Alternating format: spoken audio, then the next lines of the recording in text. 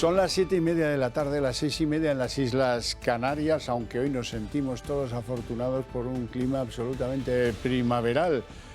Les tengo que desear, eso sí, la bienvenida a la redacción abierta en El Toro Televisión, dispuestos aquí todos a informarles de cualquier novedad y a tratar de ayudarles a componer opinión sobre algunas de las cosas que nos están pasando y que no son poco graves. Por ejemplo, lo último que acaba de llegar a nuestra redacción, resulta que en Turquía se ha producido un nuevo terremoto. No se ponen de acuerdo sobre si es una lejana ya réplica de los que tuvieron o uno nuevo. 6,4 en la escala Richter. Y ojo, porque el gobierno turco advierte del peligro de la amenaza de posibles tsunamis. Ya lo hizo en su día con los otros terremotos, no se produjeron, pero bueno, ahora estamos todos con el alma en vilo, esperando a ver qué sucede después de este terremoto. Repito, 6,4 en la escala de Richter. Bien, me gustaría que empezáramos a hacer profundas reflexiones a propósito de si todo esto de lo verde es demasiado caro, si se puede pagar, si hay que echar atrás, como han hecho Alemania, Bélgica, Polonia, que están pues tratando de conseguir electricidad sobre la base del combustible carbón o el combustible lignito, que es enormemente contaminante y que está pues en franca contradicción con las líneas de la política verde que mandan la Agenda 2030, que manda Europa, y que algunos gobiernos abonan esas tesis de forma muy entusiasta. Es el caso del nuestro. Quiero hablar de todo ello con don Pedro Miguel Galiana, que es profesor de macroeconomía en la Universidad Carlemany. Muy buenas tardes y gracias por atendernos, profesor. Muy buenas tardes, gracias por invitarme. Bueno, hay aquí algunas cosas que vemos que parece que no se cuestionan demasiado, ¿no? Se dice que queremos ser verdes. Bueno, pues nos ha parecido, ¿a quién no le parece bien ser verde? Hasta el increíble Hulk le parecía bien, ¿no? Todo esto es maravilloso, oye, pues seremos más verdes, tal. Bueno, pero esto ha empezado a perjudicarnos en el territorio de las emisiones, comprando cuotas de emisiones, en el territorio de la automoción. Ya saben ustedes que ahí tenemos un problemón que no sabemos cómo resolver. En fin, que hay ahora un nuevo plan industrial al que de forma, bueno, absolutamente subida de tono, le llaman el plan Net Zero. Quiero que me diga usted en qué consiste y qué le parece ese plan Net Zero. Así, en principio, para hacer una valoración general, a mí me parece bien que apunta en la buena dirección, pero apunta en la buena dirección llegando tarde y cometiendo todos los vicios, todos los pecados y todos los defectos propios de la Unión Europea. Y yo, como soy muy europeísta, me puedo permitir el lujo de criticar a Europa, ¿vale? Creo que la crítica desde el cariño y el afecto, yo soy un gran europeísta. Lo primero que hay que hacer es ser sincero e implicar a la población. No se puede ir dando consignas continuamente y frases altisonantes que al final nadie se va a creer, porque nadie serio se cree que el año 2035 vayamos a tener todos coches eléctricos. No se lo cree nadie, es una cosa que es que no vale la pena discutirla, es que es un absurdo. Es que si sustituyésemos todos los coches que actualmente están en el parque español por coches eléctricos, necesitaríamos multiplicar por 3 la producción de energía eléctrica de España. Sabemos que es imposible. Por lo tanto, la primera víctima está siendo un poquito la verdad. No estamos siendo del todo sinceros. Y yo, como usted, señor Orcajo, le sigo un poquito y le conozco, sé que es aficionado a la historia y que conoce bastante de la historia. Cuando la revolución industrial no fue la genialidad de unos cuantos inventores lo que propició que unas zonas se desarrollasen y otras no. Los catalanes, yo soy de Barcelona, no es que fuésemos más geniales que andaluces o gallegos. Había un dedo que señalaba, porque en estas primeras grandes transiciones hace falta un liderazgo y hace falta una intervención pública seria. Y la intervención pública en Europa, el liderazgo para entendernos, las subvenciones, las ayudas, está siendo poco homogéneo, poco claro y poco sincero. Le he hecho así una valoración un poquito global, ¿eh? Necesitamos una fuerte intervención pública que apoye determinadas medidas y fundamentalmente necesitamos que se diga la verdad. No sé si he sido demasiado sintético, señor Orcajo. No. Me parece bien su punto de vista. No nos dicen lo que esto cuesta. No Tampoco nos lo nos dicen. dicen si seremos capaces de pagarlo, porque hay cosas que nos gustan, pero que no nos podemos comprar. Y desde luego nos tienen absolutamente asustados con anuncios. De ese que usted decía, por ejemplo, en el 2035 se prohibirán los coches de combustibles fósiles. Bueno, Y perdone que le interrumpa. Y de repente esta fuente de energía es verde. No, ahora esta no es verde. sí, Ahora, ¿qué entendemos por verde? sí, sí, Entonces, hay un poquito de duchita verde, ¿eh? Nos sí. estamos dando duchitas verdes continuamente y yo creo que lo primero que hay que hacer es ser muy sincero. Sí, Y sí, perdone que le haya pero interrumpido, señor Cajo. ya habrá visto, profesor, que si no le gustan mis ideas, tengo otras. Dice, no, pues va a ser Ah, claro. el gas natural va a ser Sí, sí, verde sí, y sí, las sí. nucleares van a ser verdes. Y así Claro. apañamos. Hombre, un poquito de rigor, porque si no, al final vamos a ser todos unos mal mandados. Y eso de que pues lo verde era bueno, bonito y eso, pues va a decaer en cuanto al interés. Sobre todo porque muchos empezamos a ver que algunos de nuestros dirigentes están en una especie de mantra de lo verde. Es el caso de la ministra de Transición Ecológica, Teresa Rivera. Le voy a poner un ejemplo de lo que ha dicho hoy, para que no irnos lejano, no, hoy. Venga, vamos con Teresa Rivera. Creemos que debemos reforzar la apuesta para que Europa lidere la transición verde. Nos une la agenda climática, la necesidad de respuesta rápida a la producción de energía y junto a ella al desarrollo de toda una cadena de valor asociada a los equipos industriales para que esto sea posible. No haberle asustado con esta pieza de la ministra, porque la verdad es que todo eso está muy bien, pero el ciudadano se pregunta, ¿qué sentido tiene que haga este esfuerzo descomunal Europa en lo verde si Estados Unidos, China, Rusia y un montón de países que son mucho más contaminantes no lo hacen? El concepto darse una lavadita, una duchita verde, esto es propio de los gobiernos nacionales, ¿vale? Yo voy a preparar algunas citas divertidas para amenizarle un poquillo de la señora Ursula von der Leyen, que yo no tengo mal concepto de ella, ¿eh? Pero habla de que vamos a lograr el liderazgo industrial de la Unión Europea. Vamos a liderar la revolución de las tecnologías limpias. Vamos a consolidar un empleo de calidad y la innovación. Son frases. Son frases. A ver, la Unión Europea ha hecho cosas positivas que están muy bien, pero no las explica, ¿eh? Porque la Unión Europea es así. Usa una jerga que es muy difícil que la entienda personas que no son especialistas del campo. Hablan de forma muy ampulosa y no llegan a la población. Los municipios también van haciendo cosas, mejores o peores, pero los gobiernos nacionales, y no hablemos solo de España, hablemos de Europa, los gobiernos nacionales están diciendo frases. Vamos a liderar la punta de las narices nosotros, no vamos a liderar nada. Es decir, había dos ideas que yo quería transmitirle, señor Orcajo, y no sé si voy demasiado rápido al hablar. Ya hemos perdido la carrera de la competitividad, ¿eh? O sea, Europa legisla muy bien, pero quien está produciendo y innovando es Estados Unidos y China. Ya está. Hay una carrera que ya la hemos perdido. No es una cuestión de futuro. Hay otra cosa. Si a usted, señor Orcajo, le dicen hace 10, 15 años, mire, señor Orcajo, usted va a tener que pagar más impuestos y va a tener que padecer ciertas incomodidades, porque hay un problema ecológico y todos somos ecologistas. Y el ecologismo no se ha inventado ahora, ¿vale? Hay personas que somos ecologistas desde hace mucho tiempo. Usted lo hubiera entendido. Ah, vale, está bien. Yo puedo ser ecologista y yo entiendo que me va a costar dinero y que va a ser más incómodo. ¿Sí? Yo lo puedo entender. Lo que no puedo entender es que sea un planteamiento hippie, conforme todos seremos felices y viviremos con los animales y las fuerzas telúricas de la Tierra maravillosa y la Tierra tiene sentimientos. Y esos son frases. Esos son frases. Vamos a decirle a la gente la verdad. En su recibo de la luz está pagando muchísimas inversiones relacionadas con la transición verde. Díganselo. Va a ser mucho más incómodo echar la basura por la noche.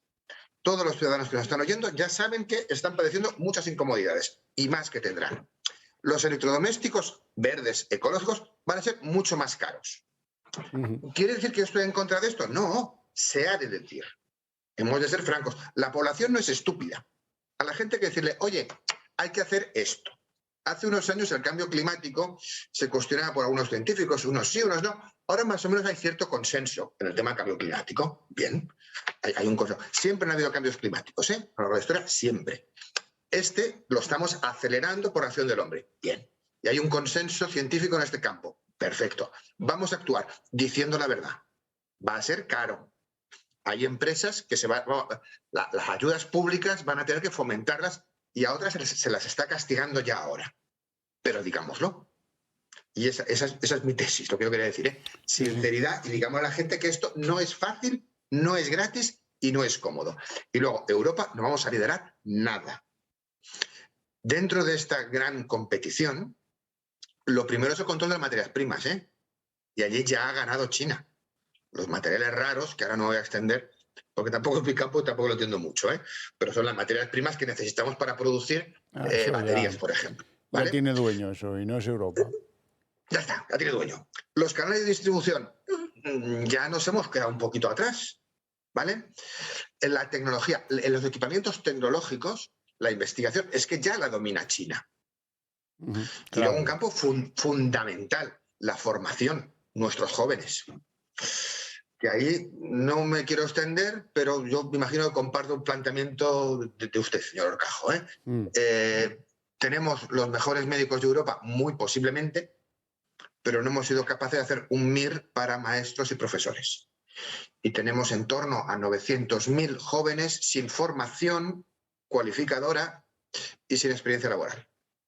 Estas personas hay que decirles, oye, el mercado laboral, de aquí a muy poco, no se van a pedir repartidores de pizzas y gentes que hagan buzoneo.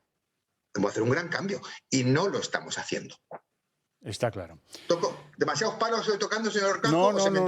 No. Tengo la mejor audiencia. Son gente muy preparada y capaces de asumir y de ser críticos, que el criticismo es una cosa importante. Por ejemplo, le quiero poner a prueba mi última cuestión hoy, profesor Galeana. Vamos a ver, esto que dice Sánchez evidencia una pelea que hay entre España y Francia a propósito del hidrógeno, que iba a ser verde este canal que se establecía entre Barcelona y Marsella, pero que ahora los franceses quieren convertirlo en hidrógeno producido con su energía barata. Su energía barata es lo nuclear. Quiero que escuche a Sánchez. Hay infraestructuras cruciales que sabe el sector, que está aquí presente, también los medios de comunicación, como es ese corredor del hidrógeno europeo H2Med, que hemos impulsado junto con Portugal, con Francia, también con Alemania, que se ha incorporado y que va a cubrir el 10% de la demanda del hidrógeno de la Unión Europea en el año 2030. Y gracias a este compromiso, pues la quinta parte de las inversiones a nivel mundial en hidrógeno verde se concentran en este país, en España. Pues eso ya lo veremos, porque dice Francia que ya que me dan facilidad, pues lo vamos a hacer con nucleares y será un poquito menos verde, pero va a dar igual. ¿Cómo lo ve? Primero, había un gran empresario catalán, que ahora no me acuerdo el nombre, pero me encantaría citarlo, que en los años 70, principios de los 70, apostó por la reconversión del gas, de líquido a gas, y hacer estas plantas transformadoras. Gracias a eso, que a veces hay que exhibir los grandes empresarios que hemos tenido, ¿no? Y en España parece que nos cueste decir que alguien lo hace bien. Gracias a eso, cuando llegó esta crisis, España lo tenía relativamente bien con respecto a Europa. Y nosotros podíamos recibir el gas de Estados Unidos y transformarlo, pasarlo de líquido a gaseoso. Perdóneme que no sea ingeniero, ¿eh? Pero bueno, en eso estamos especialmente bien. Pero ahora lo que estamos discutiendo en Europa es si Italia nos sisa los acuerdos con Argelia. Si Francia nos sisa el tema del gasoducto y saca ventaja. Y cuando nos queramos dar cuenta, los turcos están en la puerta de Bizancio. Somos un poco tontos. Europa hemos de estar unidos. Falta una dirección, falta ese dedo que yo le decía antes. Yo me considero liberal, me considero muy liberal, pero Adam Smith no juega en esta partida. Aquí los grandes sectores públicos tienen que hacer apuestas firmes. Y en realidad España puede perder todas las ventajas que tenía. ¿Por qué? Porque el juego dentro de Europa es un juego de trileros, y eso lo sabemos desde hace muchos años. Y hemos ido con el lirio en la mano muchas veces. Pero es que no es lo fundamental. Lo fundamental es que la señora Ursula von der Leyen debería potenciar un liderazgo y debería oírse la voz de Europa. La voz de Europa. Y no estarnos peleando por ese gasoducto muy importante con Francia, con esos acuerdos muy importantes con Argel, que nos ha quitado Italia, y centrarnos en lo realmente importante. vamos a formar a la gente para esa transición que viene. Europa ya ha vivido la transición del carbón a la electricidad en su momento y al petróleo. Y las transiciones las hemos ido llevando bien. Y Europa ha ido por delante de todo el mundo en estos aspectos. Aquí nos estamos quedando muy atrás y hay que ser sincero. Y hacen falta programas como el suyo, en el que se le explique a la gente, usted, y no lo digo tanto por mí, que se le explique a las personas, oye, esto va a ser duro, esto no es fácil. Va a ser muy duro. Esto va a ser muy duro, porque hay que hacerlo. Hace 2 días nos estamos planteando, oye, no será tontería esto de las industrias verdes, el cambio climático, los molinillos, estas cosas, no será todo un gran chanchullo. Porque muchos tenemos nuestros resquemores, yo, hacia la energía eólica, por ejemplo. Yo no acabo de verlo muy claro. El coche eléctrico, no acabo de verlo muy claro. ¿Soy antiecologista? No, me considero ecologista. Pero hace falta un dedo director, hace falta un liderazgo. Y Europa no está ejerciendo ningún tipo de liderazgo, ni hacia afuera ni hacia adentro. Profesor Galiano. Le he resumido toda mi tesis. Sí. Mis alumnos me critican porque hablo demasiado rápido. No. He estado a una velocidad muy correcta. Le agradezco mucho su presencia en el programa. Le mando un fuerte abrazo. Gracias. Ha sido un placer. Un placer igualmente. Y ya sabe dónde estoy siempre que quiera. Gracias. Bueno, pues yo reflexiones tan claras sobre lo verde, muy pocas, ¿verdad? Antes de empezar con el recorrido a propósito de lo que es noticia, quiero agradecer a un amigo del Club de Amigos del Toro Televisión, Claudio Valdeperas, que nos ha hecho llegar una ensaimada. Ya nos la hemos comido, don Claudio, no se preocupe, tengo la caja vacía para acordarme de que tenía que agradecerles el envío de una ensaimada mallorquina con, en fin, como dice aquí, ¿verdad?, con sobrasada y miel, que le aseguro ha hecho las delicias de la gente que trabajamos aquí en el Toro Televisión, así es que muy agradecidos. Bien, empezamos el recorrido informativo en Ucrania. El viernes se va a cumplir un año de que empezase la invasión de las tropas rusas sobre el territorio ucraniano. Vamos a recordar cómo ha sido lo fundamental. Se va a cumplir un año de la guerra entre Rusia y Ucrania, y previo a cumplir el aniversario, Putin va a pronunciar el discurso de la nación, que tratará sobre la ofensiva militar en Ucrania y la situación económica del país. Así lo han confirmado desde la presidencia rusa, y tendrá lugar en un centro de convenciones cercano a la Plaza Roja. Tradicionalmente, Putin pronuncia un discurso sobre el estado del país cada año ante los parlamentarios rusos, donde establece la hoja de ruta estratégica para los meses siguientes y hace un repaso a lo que ha ocurrido en el año anterior. El año pasado no se celebró dicho discurso debido al conflicto bélico. Varios países han enviado apoyo militar a Ucrania para hacer frente a los rusos. Zelensky ha comparecido en varios parlamentos del mundo para pedir su ayuda, desde carros de combate, armas y munición, hasta dinero para hacer frente a los gastos de la guerra y sus consecuencias. Ayer finalizó la Conferencia de Seguridad de Múnich, foro para el intercambio de puntos de vista entre países y diálogo sobre política exterior y seguridad, donde se pidió acelerar y aumentar la ayuda militar a Ucrania. Zelensky and the Ukrainians have a lot of applaudissements and not enough ammunition. That's the paradox. They need to be less applauded and better supplied with arms. The Ukrainians are fighting, paying the highest price in terms of lives, but this war happens in European soil, affects us and has a global impact around the world. El alto comisionado de la Unión Europea para Asuntos Exteriores parece que tiene clara su postura ante el conflicto. Escucharemos pronto cuál es la de Putin. Hoy, en un viaje muy discreto, el presidente norteamericano John Biden se ha presentado en Kiev. Ha saludado a Zelensky, a su mujer, al gobierno de Zelensky o a los que quedan vivos en ese gobierno, porque después de un accidente de helicóptero se quedó sin Ministerio del Interior casi al completo. Entre las cosas que ha dicho Biden ya saben que tiene un discurso más bien cortito, porque el hombre, en fin, empieza a divagar, ¿no? Bueno, les ha prometido 500 millones de dólares adicionales en ayudas. Y ahí dejamos al bueno de Biden, que de Ucrania viaje rapidito, medio pactado con Rusia para que no hubiera ataques en Kiev. Y al final se ha ido, cuando ha terminado la visita, se ha ido rápidamente también a Polonia. Hay una nueva bronca a propósito de las armas que unos y otros envían a Rusia, en concreto China. Decía Borrellan, que han visto antes, que habla muy bien inglés. Bueno, pues no se fíen, porque hay un clásico español de alguien que le preguntó a un español con mucha sorna, es que esta persona sabe 6 idiomas. Y la respuesta fue maravillosa. Dice, sí, pues ahora sabrán que es tonto en 6 países diferentes, ¿no? Bueno, debe ser algo de lo que le pasa a Borrell. Borrell dice cosas a veces que son un poco simples, ¿no? Por ejemplo, si China está enviando armas a Rusia, estará traspasando una línea roja de la Unión Europea. Y me han contado que Xi Jinping no ha dormido, lleva una noche ya sin dormir por lo fiero que se ha puesto Borrell. Si es que vamos a escucharle. Had a conversation with him and I expressed our strong concern. Tuve una conversación con él y expresé nuestra fuerte preocupación sobre que China provea a Rusia de armas y pedí que no lo haga. Dije que no solo nos preocupa, sino que sería una línea roja en nuestra relación. Me dijo que no lo van a hacer, que no tienen planes de hacerlo, pero permaneceremos vigilantes.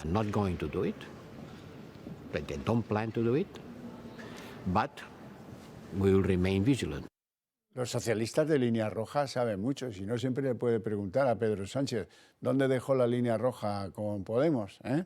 Así es que no hay problema. Otro que habla, pero con mayor claridad, es el secretario de Estado norteamericano, Anthony Blinken. Este ha dicho que la posición de Estados Unidos, a esa sí que pueden temerla más. Tenemos más información que vamos a compartir hoy que creo que estará ahí en breve, que indica que China está considerando seriamente que ofrezca asistencia letal a Rusia. Aún no han cruzado esa línea. ¿Qué forma es esa? Según nuestro conocimiento. Sí, ¿de qué forma?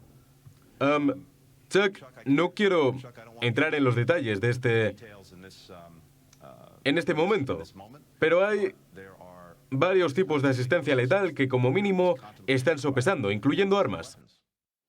Bueno, y nuevas dificultades para el campo español son las que derivan del acuerdo que está ya casi cerrado entre los países que conforman el Mercosur y los países que conforman la Unión Europea, que tratará de reducir sus barreras de entrada y eso favorecerá pues, a Brasil, Argentina, Uruguay, en fin, a los países que componen el Mercosur, con perjuicio para muchas actividades agrarias en España.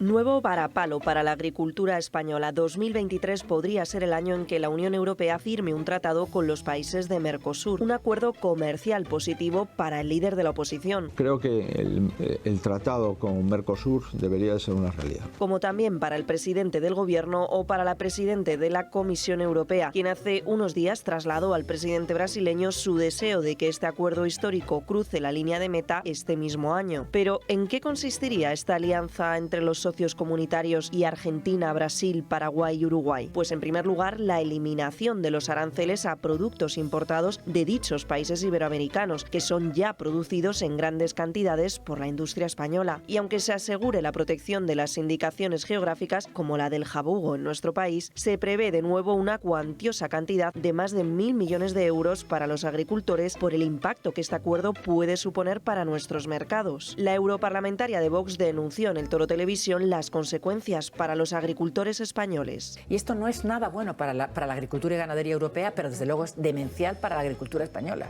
A ver, Brasil, el mayor fabricante de zumo de naranja, te puedes imaginar lo que va a pasar con nuestros citicultores. La carne que viene de Argentina, de Paraguay, de Uruguay. Es decir, a ver, que es que se presenta una situación... Si repasamos cómo impactaría en algunos productos producidos en la Unión Europea, llegarían más de 200.000 toneladas de carne de vacuno, aunque se asegura que ello no va a implicar una mayor producción por parte de los países de Mercosur. Más de la mitad de la carne de ave de corral se importaría de dichos estados y serían también significativas las importaciones, por ejemplo, en azúcar y arroz, con la progresiva eliminación arancelaria. ¿Aprovechará Pedro Sánchez la presidencia española del Consejo de la Unión Europea el segundo semestre de este 2023 para rematar la situación de nuestros agricultores y ganaderos? Quiero hablarles del grupo Asisa. ¿Por qué? Pues porque el año pasado, 2022, continuó creciendo y aumentó su facturación tanto en el ámbito asegurador, donde obtuvo un volumen de primas de 1.425 millones de euros, un 7% más que el año 21, como en el sector asistencial, en el que creció un 10% hasta superar los 588 millones de euros. Con estos resultados, que suponen en ambos casos su récord histórico de facturación, el grupo Asisa siguió desarrollando su principal objetivo estratégico para el año pasado, que era seguir creciendo y fortaleciendo su capacidad para cuidar la salud y el bienestar de familias y también de empresas. Bueno, y vamos a hacer...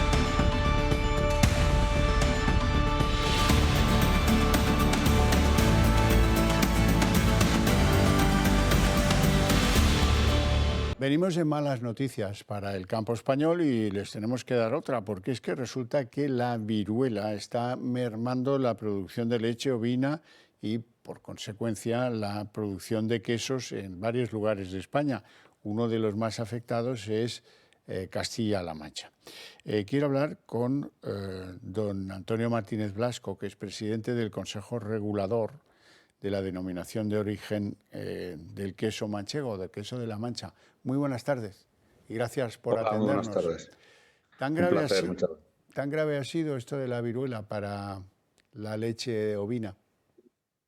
Ahora, es preocupante, más que evidentemente ha habido un palo gordo, permítame la expresión, porque de momento van sacrificadas cerca de 15.000 cabezas de ganado puro de raza manchega, de un total de 44.000 animales, entre corderos y ovejas de otras razas que se han sacrificado en Castilla-La Mancha, y para un número tan limitado como es la oveja manchega, pues que es una raza autóctona, realmente está en La Mancha, pues es un número importante. Desde luego. ¿Y está ya contenida la enfermedad? ¿Ya no se producen nuevos casos? De momento estamos en un impasse. No llevamos sin producirse ningún caso más de una semana. Las medidas que se han aplicado últimamente pues parece que están dando sus frutos, aunque bueno, pues estamos en una situación, como digo yo, parecida al COVID. No hay que levantar la guardia.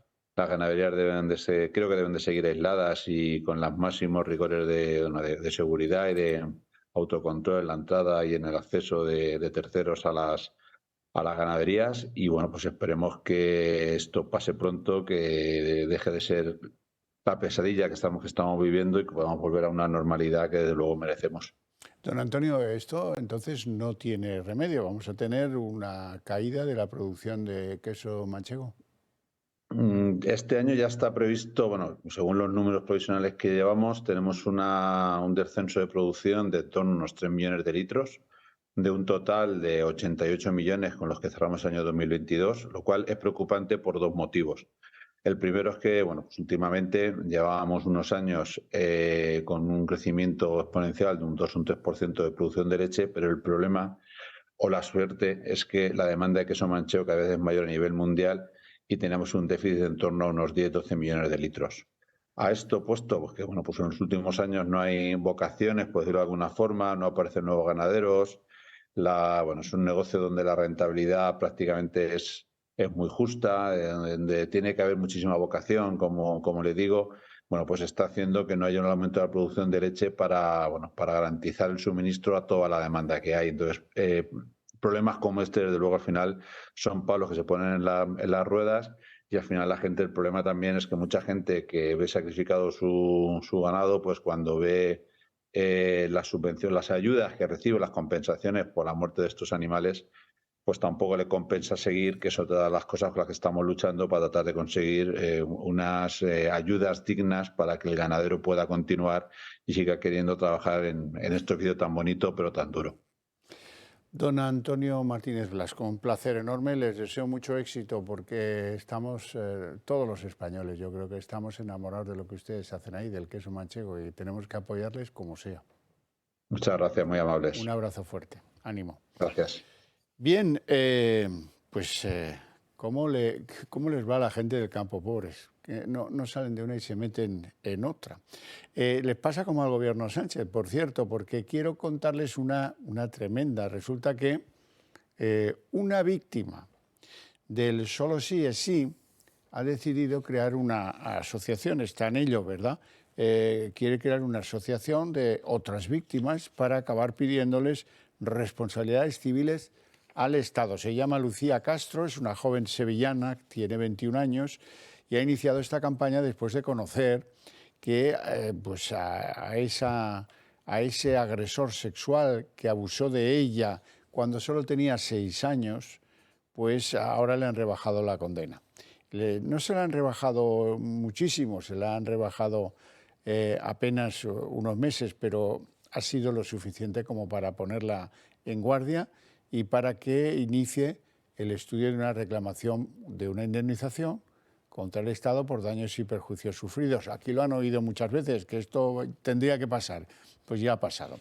Ya ha pasado y ya está en marcha todo eso. Y, hombre, les voy a contar otra porque esto es absolutamente sensacional. Sensacional. Luego lo analizaremos en la mesa de análisis político, pero es que hay una asociación de examinadores que defiende a la acusada de odio, de un odio por un chico trans. Resulta que parece que le dijo, si no sabía que era trans, ¿cómo dejan examinarse a un hombre con DNI de mujer? Eso dice el padre. Bueno, que hay un lío, porque es que cada cosa, cada historia que este gobierno proyecta sobre la sociedad española tiene, parece previsto, un oscuro propósito. Retorcerlo todo, complicarlo todo, crear nuevas víctimas de todo y, sobre todo, hacer el mal, porque esta es la conclusión obvia de lo que pocos se atreven a decir. Bueno, además de eso, les tengo que contar esta vez sí una historia divertida, ya lo verán. ¿Se acuerdan del comisario José Manuel Villarejo? Está en la cárcel, ¿verdad? Pero va dando entrevistas, cada vez que da una entrevista le cae a alguien el pelo del sombrajo. En este caso, contando que tanto el padre de Begoña Gómez, la esposa de Pedro Sánchez, que se llama Sabiniano Gómez, como el tío de Begoña, el hermano de Sabiniano, que eran propietarios de unas cuantas saunas gays en Madrid, fuera de Madrid, resulta que eran confidentes policiales y que Villarejo dispuso de información sobre políticos de uno y de otro sitio, o de uno y otro partido. Digo sitio porque unos eran vascos y otros independentistas catalanes, según ha señalado el lenguaraz de Villarejo. Bueno, pues el suegro de Pedro Sánchez colaboraba con estos policías en sus dudosísimas investigaciones, porque esto lo hacían para chantajearlo, lo hacían porque la policía se lo encargaba, a quién y por cuánto vendían lo que obtenían gracias a Sabiniano Gómez y sus saunas. Una, por cierto, está muy cerquita del PSOE en Ferraz.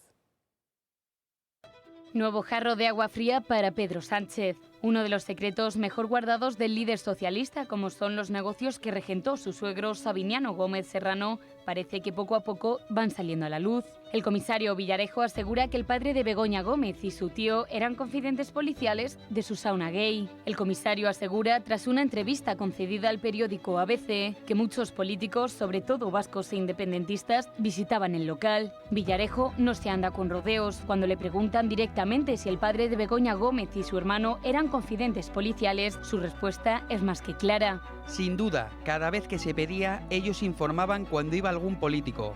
¿Qué le gustaba? Si menores o no menores, si marroquíes... Según el comisario, en su día informó al ministro del Interior, Jorge Fernández Díaz, de los negocios del suegro de Pedro Sánchez relacionados con estas saunas gays. Además, deja entrever que el propio Partido Socialista estaba interesado en saber estos trapos sucios por si en un momento determinado tenían que utilizarlo. Pero atención, porque estas saunas gays del suegro de Pedro Sánchez aparecen en sendas sentencias por hechos bien escabrosos. El derroche en ellas de dinero público a cargo de un concejal mallorquín condenado en 2009 por malversación y la trágica muerte de un fontanero electrocutado en uno de esos locales a finales de los años 80. Y aunque el PSOE siempre ha tenido una postura muy clara respecto a este ámbito, lo cierto es que cuando el presidente se casó con Begoña Gómez, su suegro y los tíos de su esposa explotaban locales dedicados a estos intercambios gays. Y a pesar de todo ello, parece que el Partido Socialista no tiene mucho interés en saber la verdad, sobre todo porque el tema destaparía esas relaciones entre jerarcas socialistas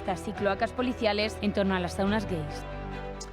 Del electricista que se electrocutó tengo recuerdo muy reciente porque en su día pude hablar con su familia. Resulta que trabajaba en negro para Sabiniano Gómez, se electrocutó en un accidente, digamos, laboral, pero no lo reconoció el que le empleaba. Sabiniano Gómez se dio media vuelta y tuvo que ser las más altas instancias de los tribunales sociales de este país los que terminaron por decir es justo, tiene usted que pagar una indemnización. Y la indemnización, por cierto, no era muy importante económicamente hablando, pero hasta que no le ordenó el Supremo que la pagara, se hacía el longuis. En fin, y historia interesante desde el punto de vista humano. Todos tenemos recuerdos de cuando el 3 de mayo de 2007 desapareció una niña llamada Madeleine McCann, de origen británico, mientras sus padres estaban de vacaciones en el Algarve, en el sur de Portugal. Bueno, pues ahora ha aparecido una niña, una niña ya no tan niña, tiene 21 años, se llama Julia Faustina y ella misma no lo sabe. Dice que puede ser Madeleine McCann, pero que no lo sabe y reclama que le hagan pruebas de ADN y nadie le hace ni puñetero caso. La verdad es que para tener certeza de si es o no, pues dependerá del ADN, porque hay cosas, sospechosas coincidencias. Por ejemplo, tiene una especie de mancha en un ojo que también tiene la niña de Polonia. Tiene, eso sí, 2 años más, pero eso tampoco es del todo preciso. Tiene una serie de pecas en la cara y en una pierna que coinciden con las que tenía la pequeña Madeleine McCann. Ahora bien, lo que es bastante, que hace temblar a muchos, es que ella, la joven polaca Julia Faustina, tiene recuerdos vagos de cuando era muy niña y de que, en fin, abusaba de ella un pedófilo. Lo cual también coincide con el caso cierto y conocido de Madeleine McCann. Así es que, bueno, pues vamos a ver, hay cosas que encajan, cosas que no, hay que ser muy prudente, pero hay demasiadas coincidencias, me parece a mí.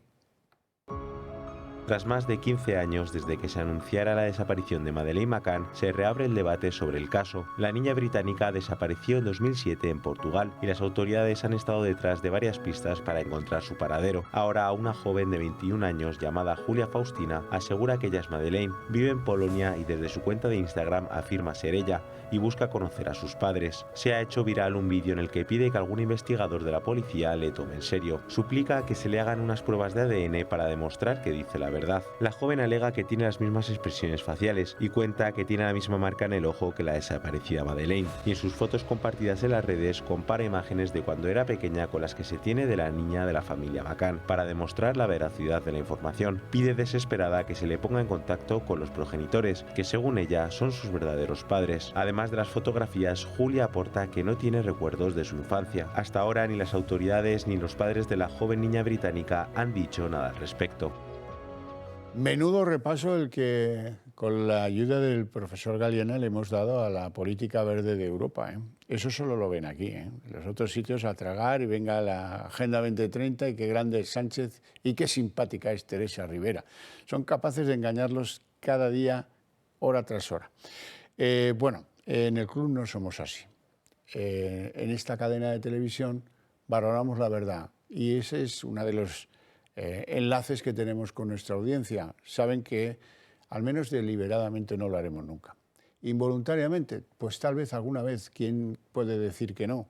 Desde luego tendríamos que sentarnos a ponernos a recordar, Pero en cualquier caso, yo les animo a que se acerquen al Club de Amigos, a que entren a formar parte de ese mecanismo de retroalimentación de los que creemos en los mismos valores, en las mismas ideas, que van, bueno, pues desde la unidad de España hasta la idea de defender la Constitución y la democracia española de quien la quiere tumbar, Ustedes lo saben, ¿qué demonios? No hace falta que lo insista más. Ayúdenos, que es la mejor forma de ayudarse, porque necesitan ustedes un medio de comunicación decidido, valiente y con coraje, pero que tenga medios y que pueda llegar a toda España, extender su señal por toda España de una manera eficiente para que seamos más y no menos los que pensamos igual. Además, en el Club de Amigos, pues les tengo que hablar de algunos de los relojes que tienen previstos para ustedes, los relojes automáticos. Si están pensando hacer un regalo de lo que sea, de aniversario, de cumpleaños, a algún amigo, a alguien que se jubila, por ejemplo, pues lo tiene muy fácil, porque estos relojes, además de ser una preciosidad, tienen modelo de hombre y de mujer. Están equipados con cristal mineral recubierto de zafiro. Son de acero inoxidable, se pueden sumergir hasta los 100 metros y tienen garantía por 2 años. Se cargan de manera natural con el movimiento de vuestra muñeca, son automáticos. Y lo genial, yo siempre lo señalo aquí porque me parece que es... debo tener yo una inconfesada pasión de relojero, pero me fascina, este es el reloj que yo llevo puesto, me fascina el que por la parte de atrás hay un cristalito que permite ver la maquinaria y el funcionamiento del reloj, sin el artilugio aquel que utilizaban los relojeros, aquello negro que se ponían en el ojo, ¿se acuerdan, verdad? Bueno, si necesitan alguna información adicional para enamorarse de este reloj, no olviden, llamen al Club de Amigos, pero piensen que las unidades son limitadas, así es que no lo dejen para mañana.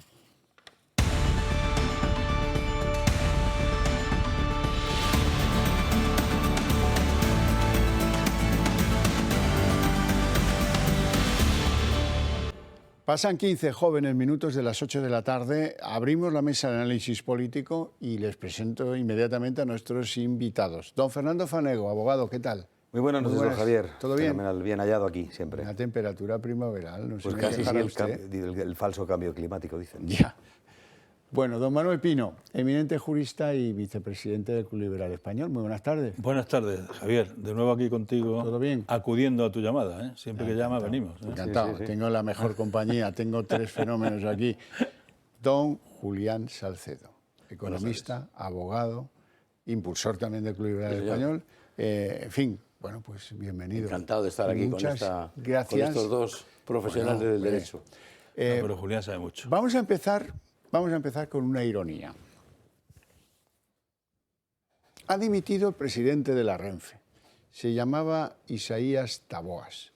Era editor y es de mi pueblo, es de Barcelona, y le conozco. Aquí no, es un pueblo grande con tranvías, Barcelona, no vayan a pensar, nos conocemos casi todos. Este era, pues yo no sé si lo seguirá siendo, no sé si se casó con ella, pero era, pues digamos que amigo, y tenían un negocio en común, él y la hermana de Miguel Iceta. Lo digo por si alguien se pregunta cómo llegó el tal Isaías Taboas a la presidencia de Renfe. Estos que no medían el gálibo de los túneles en Asturias y en Cantabria. Con él se va Isabel Pardo de Vera. Hombre, pero este apellido a mí me suena mucho. No, tú te confundes con la periodista absolutamente entregada al furor de Pedro Sánchez Ana Pardo de Vera. Bueno, pues ella era secretaria de Estado y el presidente de la Renfe. Creo que es más, me han contado, que es más lucrativo ser presidente de la Renfe que secretario de Estado. Pero yo en esto soy virgen. En cualquier caso, como estoy ante 3 personas de larga experiencia, sabéis, os voy a dar el nombre del sustituto de Isaías Taboas. A ver si me podéis, alguno pues puede elaborar algún tipo de origen de este ciudadano. Se llama Raúl Blanco. No. Eso no era. Ibas a decir ingeniero en transportes, comunicaciones, trenes de alta velocidad. ¿No? ¿Cómo decías, Julián? No se te ocurre, ¿no? Manuel, a ti tampoco, yo creo que será uno más de la cuota catalana, ¿no? Supongo, ¿no? No, mira, no. Pero esto va por cuotas. Hemos perdido algo de cuota los catalanes. Desde lo del Barça no somos lo mismo. En todos lados tienen su cuota. Escúchame, es como Tezanos, un miembro de la ejecutiva del Partido Socialista Obrero Español. Qué casualidad. Qué casualidad, ¿verdad? No te sorprende lo más mínimo. No, cero. Y aparte con ese apellido que ya teníamos un pepiño por ahí andando y rodando, el que hacía los negocios en las gasolineras. Sí. Qué currículum, ¿no? Pero el del PSOE, tiene un currículum del PSOE. Coloca. Es una agencia buena. Ocupa. Bueno, pero seguro que ha habido un concurso de méritos interno, ¿eh? Hombre, por supuesto. Ahora, a mí me parece que es una criticable dimisión. Lo primero de todo es que le imputaron el mochuelo a 2 personajes que uno estaba ya requete jubilado. Una broma. Y el otro estaba ahí en Cantabria de no sé qué, llevando las agujas de las vías, no sé qué. Lo fulminaron. Nadie se contentó con eso. Cuando digo nadie, digo Revilla o Barbón, Adrián Barbón, el presidente de Asturias. Y han subido el nivel. ¿Nos conformaremos los españoles con la dimisión de estos? o iremos al grano de las cosas. El responsable de un error descomunal, como fue lo de los trenes, es la señora ministra. Y no por menos, y no por menos. Si luego el que llega o la que llega en sustitución de la ministra también es de cuota, era la alcaldesa de Gavà. Ese es, bueno, por Gavà pasan trenes, aún hemos tenido cierta suerte, porque está claro, todo en la cuota catalana, la cuota catalana, la alcaldesa se nota la cuota catalana. de un sitio La que ni empresa de siquiera trabajo tenía temporal. trenes, pero en cualquier caso, no, esto no cuela, ¿verdad? Ahora hay que seguir la pista a los dimisionados, a ver dónde reculan al final, ¿eh? ¿No crees tú que se van a quedar en la lista de la SEPE? Te prometo que lo sabrás el primero. Sí, Tengo ya mucho interés. Tendrán acomodo también, ¿eh? Mientras haya o por aquí o por la Generalitat o por el PSC, y le buscarán acomodo, no pasarán pena. No me Estarán bien preocupo acomodados. para nada, ¿no? Julián. Bueno, yo, fijaros, por intentar buscar una noticia, una nota positiva en estos ceses y estos nuevos nombramientos, yo me voy a permitir deciros que creo que es muy buena la elección del que han elegido en sustitución de Isabel Pardo de Vera, que es David Lucas. David Lucas era el secretario general de Vivienda, le han ascendido a secretario de Estado de Transportes, Comunicaciones, etcétera, y yo le conozco personalmente, coincido con él varias veces en varios actos, y creo que es una persona con conocimientos, moderado, profesional del derecho, profesor. Bien. Yo creo que es una buena elección. Otra cosa es que sepa o no sepa de transportes. Esto ya. No, si aquí de trenes no hay que saber, ¿eh? Fíjate, el que diseñó la línea de Cantabria lo deja claro. Ni metro tenía el tío. Bueno, no, yo de este caballero, de Lucas, no he dicho lo sé. Ni mu, porque también tengo referencias de que es un tipo competente y mucho que me alegro que la Administración necesita gente competente. Por cierto, Fernando, me han contado que has estado en la biblioteca de Fuenlabrada dando unos consejos al presidente del Gobierno en su última grabación. Ya sabéis que cuando el presidente del Gobierno sube las pensiones, se va a jugar a la petanca, demuestra a toda España que no ha jugado en su puñetera vida a la petanca, ¿verdad? Pero se va a jugar con unos supuestos jubilados que en realidad son viejas glorias del PSOE de Coslada. Cuando el presidente presume de dar ayudas a la gente que necesita pues, ciertos apoyos porque tiene dificultades especiales, un día se nos aparece en un partido de baloncesto de chicas que juegan con silla de ruedas. Incluso echa unos mates desde la silla de ruedas. El día que pone el salario mínimo interprofesional por encima de cualquier otra consideración, se va a tomar un cafelito con unos supuestos jóvenes que en realidad eran militones del Partido Socialista en fase juvenil y hermanos de un monclovita, ¿es verdad? Sí.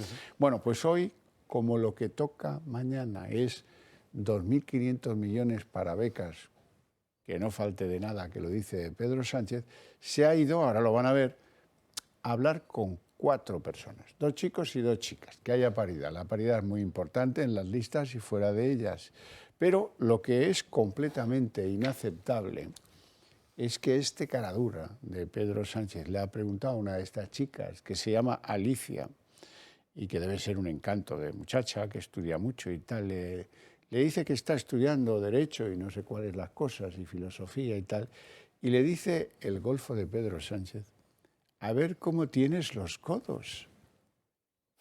El tío que ha plagiado más su tesis doctoral. Le pregunta a una estudiante tiernecita, a ver cómo tienes los codos, pero serás caradura. Absolutamente inveromísil, que decía aquel, ¿eh? Esto es inveromísil. Espero el próximo vídeo porque esto de esto, la serie es una tontería si no aprovecha estos detalles. La serie que no consiguen vender a nadie, ya saben, esa serie que les anunciamos aquí que estaban grabando, ya la han grabado, pero ahora no la consiguen vender.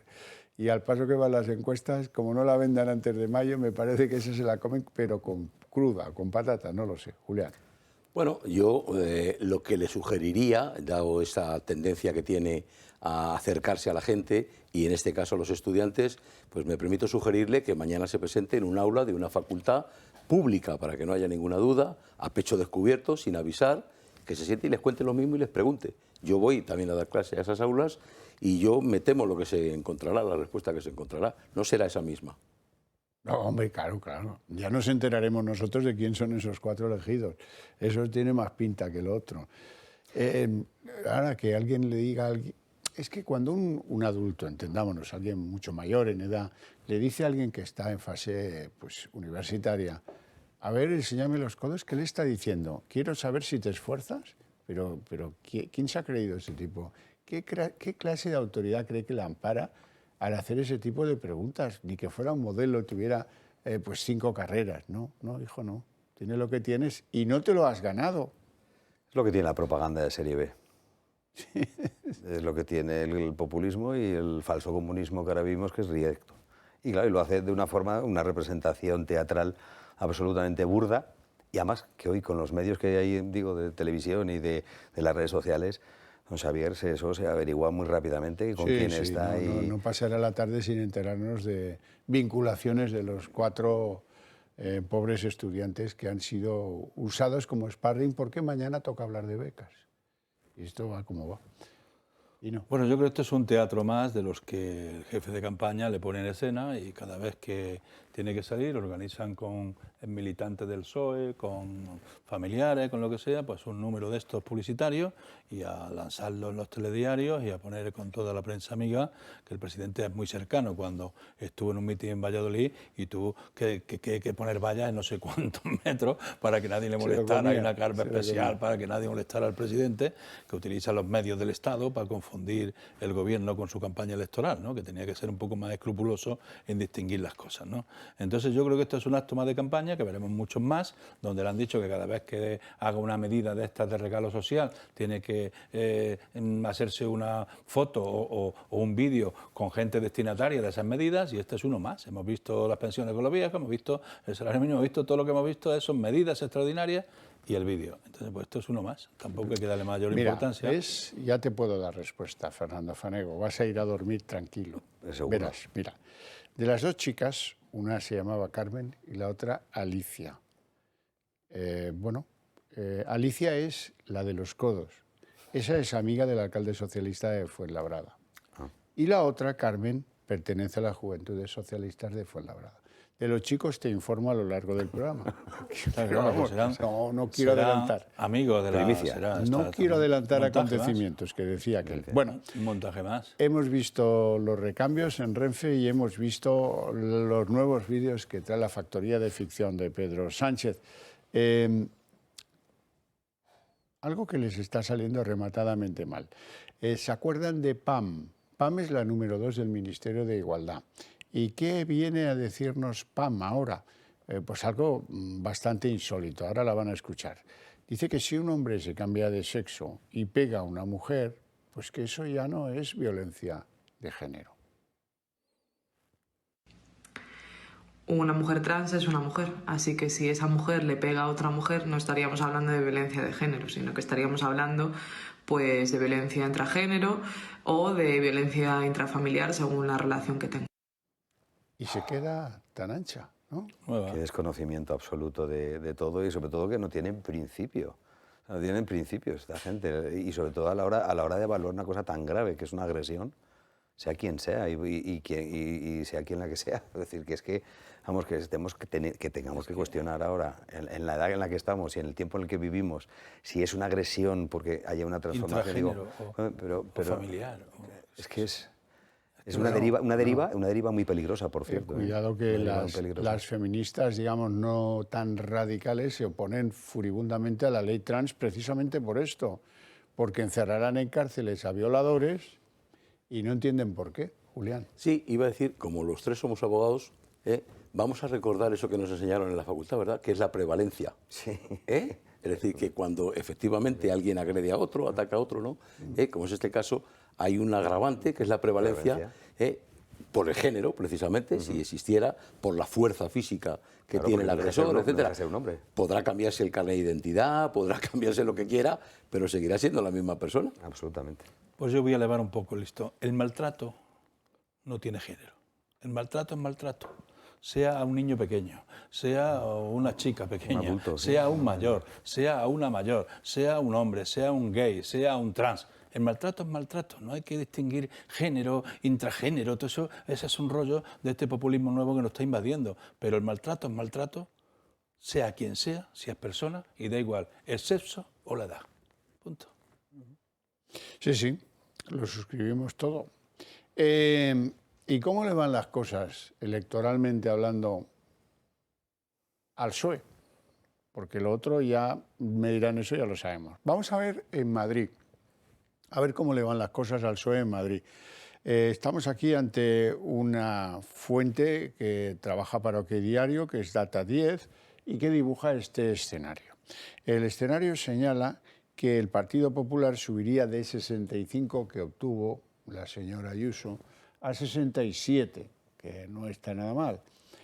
Señala que el PSOE se mantendría en los 24 poquitos que tiene ahora, empatando con Más Madrid, que bajaría de 26 a 24. Vox ganaría uno, pasaría, o no, perdón, perdería uno, pasaría de 13 a 12. Y Unidas Podemos pues perdería 3, bajaría de 10 a 7. Así es que la Comunidad de Madrid, con ese fenómeno que se llama Juan Lobato, no conseguiría más que mantener lo poco que tenía el PSOE. Como ha bajado Más Madrid, pues empataría y a lo mejor conseguía ser segunda fuerza. No lo sé, ahora es tercera fuerza. Esa es la primera encuesta que quería que analizáramos juntos. La segunda, ya saben que estos chicos de Electomanía pues son unos fanáticos de las encuestas y que además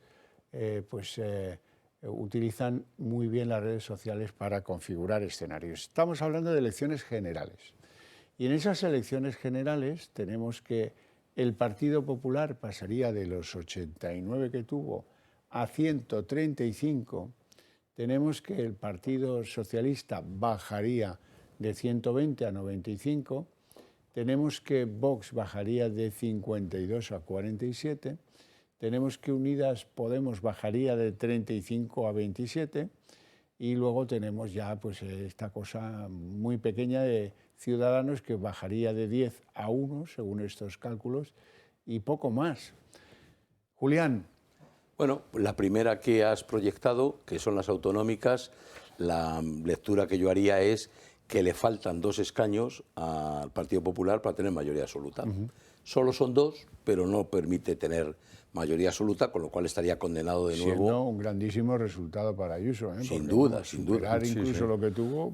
Pero, insisto, le faltan 2, todavía está a tiempo de conseguirlos. Y perdón, y en las generales, la suma de PP más Vox da 182, me parece. Sí, señor. O sea, más de 176, que es mayoría absoluta, ¿no? Por tanto, bueno, ya está todo dicho. No va mal la cosa, ¿no? Que se cumpla. Eso, que se cumpla.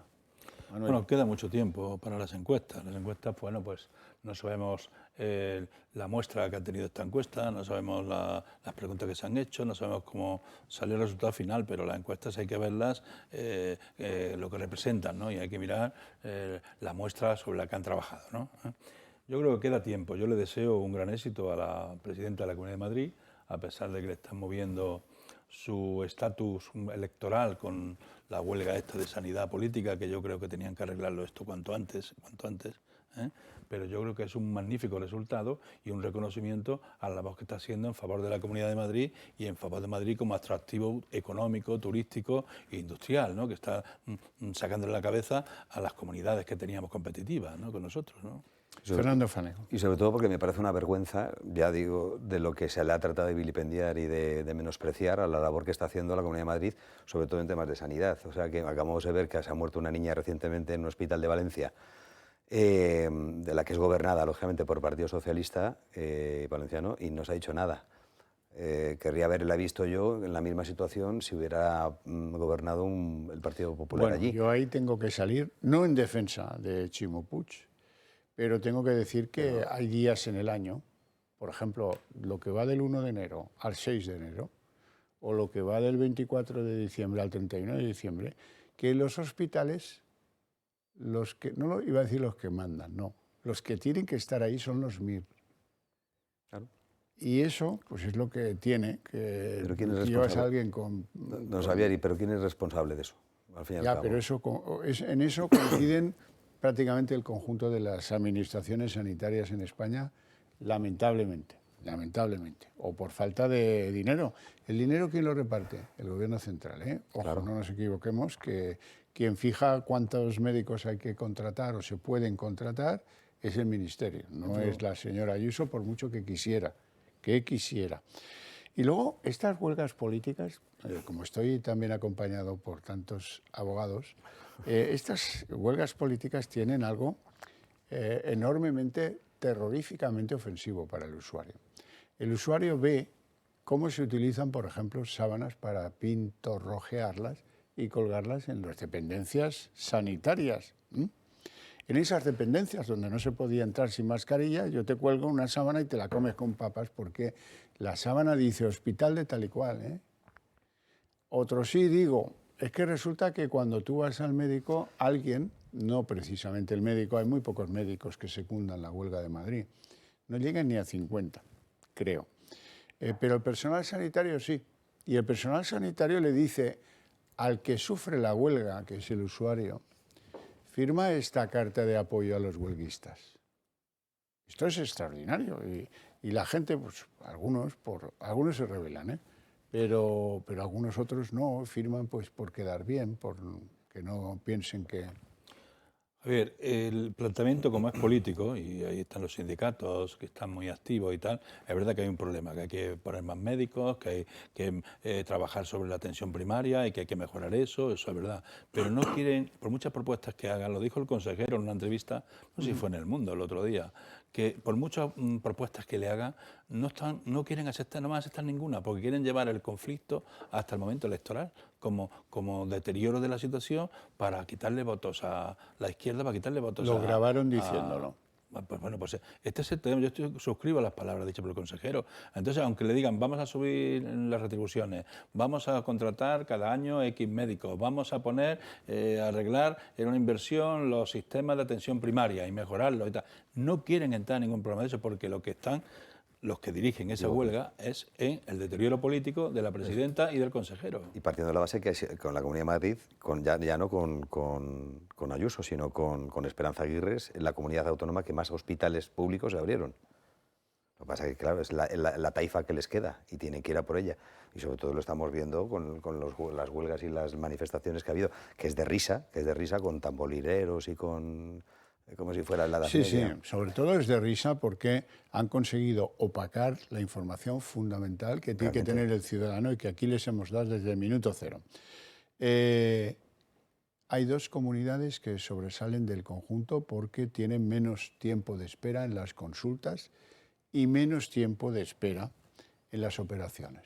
Y son en una Navarra-Madrid y en otra Madrid-Navarra, siendo que Navarra es una comunidad foral que puede gastar lo que estime oportuno en materia sanitaria y la otra no, pues esto significa lo que significa. Que la sanidad madrileña tiene una extraordinaria calidad comparada con sus homólogas. Si a eso le añadimos que de los 10 mejores hospitales de España, según sin duda fuentes independientes y próximas al Ministerio, pues de los 10, 6 están en Madrid, pues hombre, es un poco fuerte quejarse de lo mal que va la sanidad de Madrid. La verdad es que no encaja. Pero bueno, alimentar el sentido crítico es nuestra función y lo hacemos encantados. Sí, no, yo quería añadir a lo que habéis dicho, que tenéis toda la razón del mundo, dos cosas. Primero, ¿la huelga es política? Sin duda, pero es que todas las huelgas son políticas. O sea, para que me digan a mí que huelga no tiene un contenido político. Y segundo, lo que no cabe ninguna duda es que hay escasez, faltan médicos, faltan enfermeras, y yo, que por la parte mía familiar, el resto de mi familia, mi mujer, mis cuñados, etcétera, pertenecen al ámbito sanitario, médicos, enfermeras, y están muy mal pagados. Esta es una realidad, seguramente está mal pagado todo el mundo, pero yo creo que es bueno decirlo, y la prueba está en que se los disputan en otros países de Europa, Inglaterra, Alemania, etcétera, Suecia, se los disputan y les pagan el doble de salario. Entonces, claro, la diferencia es tan abismal que los que están aquí, que no encuentran la plaza o que están mal pagados, en cuanto no encuentran la oportunidad se marchan, ¿no? Entonces estamos pagando una excelente formación, nuestros personal sanitario, médicos y enfermeras están considerados como de los mejores de Europa y los mejores del mundo, los formamos y se marchan a otro sitio. A cobrar más, como es legítimo. Por cierto, yo tengo una idea y la voy a dar gratis. para mejorar la atención primaria, que parece que es uno de los grandes cuellos de botella de la sanidad, y no solo en Madrid, sino en toda España. Pues del mismo modo que se hace un programa para que los MIR estén contribuyendo a que los hospitales estén abiertos, por lo menos en periodos vacacionales de los que tienen más trienios, más antigüedad y el título, pues hombre, que los estudiantes de medicina estén sentaditos al lado de cada uno de esos médicos de atención primaria, que como habrán visto todos ustedes, tienen una diferencia de choque cultural extremo con la informática. ¿Les ha pasado eso a ustedes? Me pasa a mí solo cuando voy a la consulta. Se vuelven locos. Es que este ordenador, es que no sé qué. Pues bueno, pon a tu lado a alguien que te ayude en todo ese tiempo que el médico pierde en escribir no sé qué, en las recetas de no sé cuántos. Liberen, hombre, a ver, ¿qué otra opción hay? ¿Se acuerda usted de aquellos que medían los tiempos en las industrias hace 50 años? No los ven, ya no, es que ahora las cosas se miden de diferente forma. Pues hombre, modernicen la gestión, no hay más ni menos. Pongan ordenadores que a lo mejor tienen programas anticuados, como le pasa al SEPE, que utiliza un programa de hace 35 años, claro, le vienen las peticiones de los ERTE y lo revientan, claro. Y así con todo, pero esto tiene solución. Somos un país muy adelantado para algunas cosas, así es que esto le tenemos que dar salida. A lo que no sé yo si le vamos a dar salida es a que los precios alimentarios no sigan subiendo. El último mes, el de enero, 15,4%. Hoy hay declaraciones muy contradictorias. Por un lado, el razonamiento, ha habido negociaciones del ministro Luis Planas con todo el sector, distribución, producción, supers, todos estaban ahí, mientras Podemos les acusaba de saqueadores a los que venden los productos alimentarios. Bueno, Luis Planas es un hombre más templado, ahí le ven, es un hombre pues, que ha contado lo que desde su punto de vista puede ser verdad algún día. Yo no lo sé. Él dice, vamos a ver, si bajan los costes de la energía, si bajan los fertilizantes, pues por fuerza los precios de la alimentación van a tener que bajar. Bueno, por fuerza tampoco. Puede que sí o puede que no. Lo cierto y verdad es que el mismo día que decía esto, el bueno de Luis Planas, compañías como Unilever, Coca-Cola, Pepsi-Cola, Nestlé o Kraft anticipaban nuevas subidas de precio, lo cual hace bastante difícil que por lo menos en los próximos 3 meses vayamos a notar que caen los precios de la alimentación. Yo creo que las medidas que han hecho de bajada del IVA y de todo esto no ha tenido, digamos, un resultado directo en la cesta de la compra, porque sigue siendo de un 15% de subida que está fuera de cualquier indicador y de cualquier posibilidad. Los salarios no están acompañando con esa subida para poder tener una cesta de la compra asequible, ¿no?, a la media salarial que hay, ¿no? Luego es verdad que el tema de la energía ha sido un disparate, es verdad que los fertilizantes son un disparate, es verdad que el gasóleo y el transporte un disparate, es verdad que estamos asistiendo a un disparate de precios que acaba ahí. Lo que yo criticaría aquí es que lo que no se puede es satanizar a los creadores de empleo y a la libertad de empresa y al empresario. Es verdad que, oye, en lo que pueda que contribuya, que den ayudas directas, que hagan lo que tengan que hacer, pero esto de satanizar al sector empresarial, que es el que crea riqueza y empleo, con nombres y apellidos, me parece un disparate de este gobierno, porque quien critica son miembros que se sientan en el Consejo de Ministros. Hoy ha cogido la rienda Saplana, Planas, el ministro, pero hace nada quería directamente llevar el asunto la ministra comunista, que quería reunirse en directo para intervenir los precios, que es lo que está pidiendo, intervenir los precios, a indicarle al empresario cuánto tiene que vender su producto final, ¿no? Y eso pues no es asumible en una libre economía de mercado, ¿no? Vamos a escuchar el razonamiento de Luis Planas, contado por Luis Planas. Tenemos razones para pensar que el IPC de los alimentos ha tocado techo. Y me refiero con ello a la evolución que hemos podido comprobar de los precios de los mercados internacionales y del crecimiento de los precios de los mismos.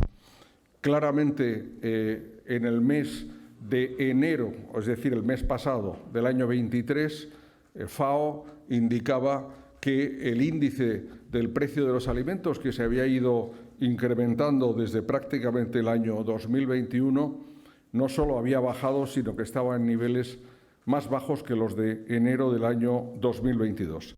Lo cual, querido ministro, aceptando por bueno la explicación que da, no significa que el mes de febrero vaya a ser diferente. Lo que no va a ser diferente es lo que le han dicho a usted a la cara a los que estaban sentados ahí, y ha sido algo muy sencillo. Bajen el IVA de la carne y el pescado. Y verán ustedes cómo ese 15,4 empieza a perder pistonada. ¿Y qué les ha dicho Luis Planas? El gobierno no está pensando en eso. No sé por qué, esta respuesta ya la podíamos haber dado antes, ¿no? Julián. Bueno, ahora voy a sacar la vena economista, que es lo que soy también, ¿no? Vamos a ver.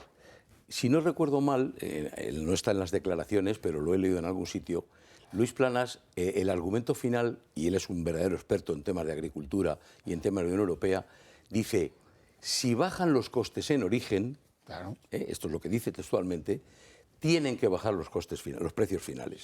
Este es un argumento económico. Pero claro, lo que no dice es que, en términos generales, de los precios, los costes en origen a los precios en destino, se triplican por el efecto de la cadena alimentaria. Es decir, una cosa que vale 100, que tiene un coste 100 en destino, se convierte en 300 en el punto de venta. ¿De acuerdo? Por tanto, incluso si fuera cierto que han bajado los costes en origen, que es discutible, ha podido bajar alguna materia prima, pero no, por ejemplo, la energía y otros costes que influyen en la transformación, o los piensos en la transformación.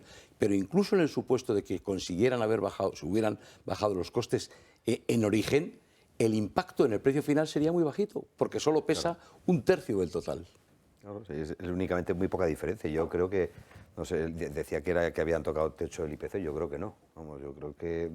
Y sobre todo porque no se ve ni se va a ver. Como bien ha dicho usted, don Xavier, es decir, si bajaran el precio realmente de la carne y el pescado, que son alimentos básicos para la dieta de cualquier español, pues sí que a lo mejor se podría haber reducido esa cantidad. Pero bueno, ya nos dice la ministra que hay una ministra que compra en algún supermercado muy barato.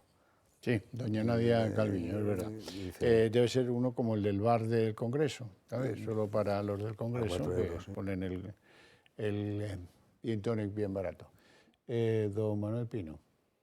Bueno, pues yo te insisto que aquí hay un incremento de los costes de producción y no hemos hablado del coste salarial también. Te das cuenta que los salarios mínimos han subido casi un 50%, con 40 y pico % en los últimos años. No sé exactamente el porcentaje, pero eso, que es una subida, que saberlo. también está, y los costes sociales de seguridad social que también han subido en los costes de producción. Y esto no solamente es el gasóleo, la luz y el gas, y también está esto, ¿no? O los piensos de los animales y eso. Donde más incide la subida del salario mínimo en toda la cadena es en la agricultura y la ganadería. Claro, y la agricultura, con los salarios mínimos que ha subido este gobierno, pues oye, de tener unos salarios mínimos hace años un 30 o 40% menos, hay un 40% más de coste, más la seguridad social, que te pone casi un 50% el incremento del coste de tu salario. Es que es algo sabido, ¿verdad?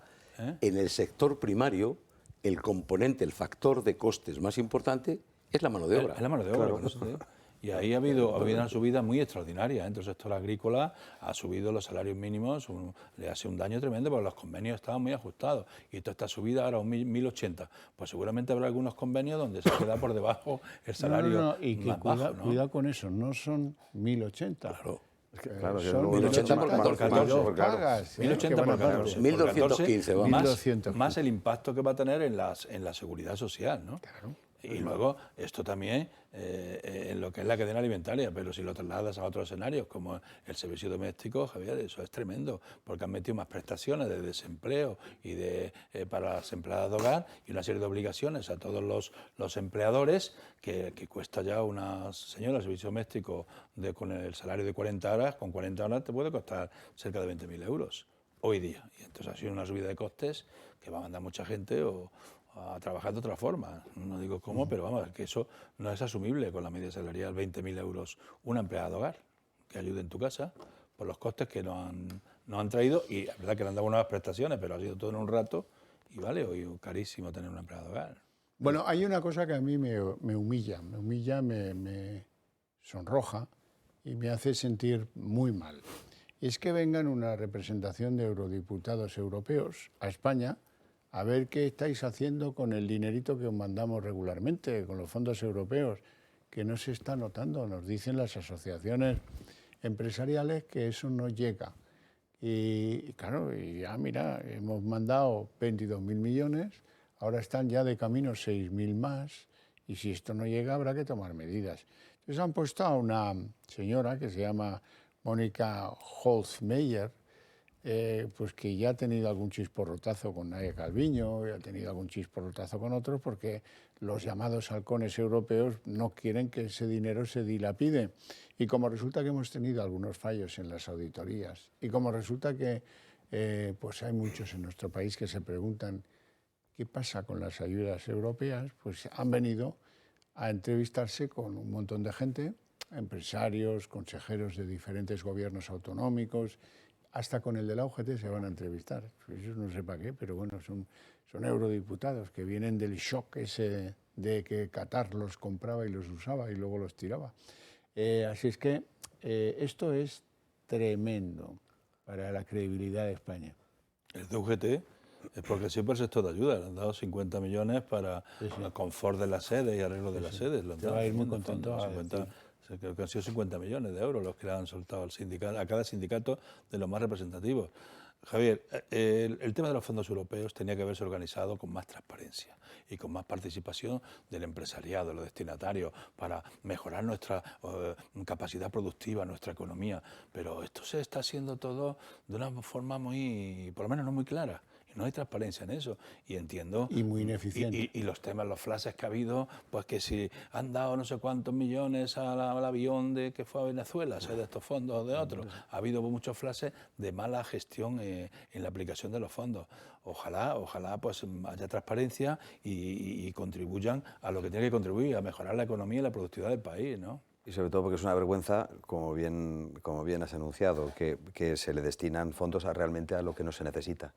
Es decir, y a carteras que a lo mejor no es la que más necesita. Pero llamemos la distribución que tiene el gobierno comunista. Es decir, ellos necesitan tener cubierto los favores que van necesitando cubrir y pegando directamente. Bueno, vamos a ir a factores objetivos, ¿verdad? El primero, dando por bueno los datos oficiales que el propio gobierno publica, de todos los fondos europeos que se han adjudicado, no los que ha recibido España, los que ha adjudicado para programas concretos, solo, dicen ellos, el 34% ha llegado a las empresas. Por tanto, un tercio.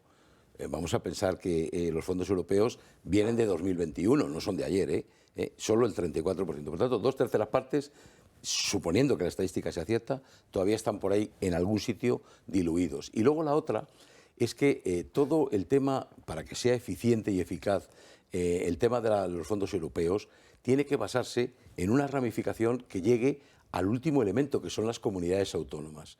Y las comunidades autónomas no se les ha dejado, no se les está dejando margen de maniobra. O sea, todo lo quiere hacer el gobierno central y se encuentra con un primer problema. No tiene ni tan siquiera técnicos suficientes para gestionarlo, no sabe cómo gestionarlo y al final no le da juego a las comunidades autónomas, que son las que verdaderamente podían acelerar ese procedimiento. Mientras eso no ocurra, no fluirán los fondos. Y menos la Comunidad de Madrid, que se supone que es el buque insignia. Bueno, sigue el juicio por la Gürtel en lo que afecta al que fuera presidente valenciano Camps.